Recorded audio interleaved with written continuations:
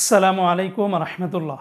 অবশেষে সব জল্পনা কল্পনা পেরিয়ে সৌদি আরবের আকাশে পবিত্র ঈদ উল ফিতরের চাঁদ দেখা দিয়েছে। জি হ্যাঁ বন্ধুরা, ইতিমধ্যে কিছুক্ষণ আগে সৌদির চাঁদ দেখা কমিটি যারা রয়েছেন তাদের সমস্ত অফিসিয়াল সাইটগুলোতে তারা অ্যানাউন্সমেন্ট করে দিয়েছে যে সৌদি আরবের আকাশে ঈদ উল ফিতরের চাঁদ দেখা গিয়েছে।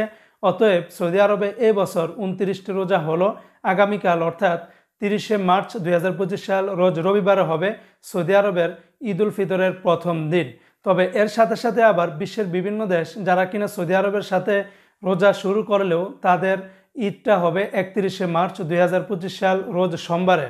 বাংলাদেশেও সোমবারে হবে। তবে এবছর সৌদি আরবের সাথে যে সমস্ত আরব দেশগুলো রোজা শুরু করেছিল তারাও হয়তো বা সবাই একসাথে হবে না, কিছুটা আগ পিছ হবে।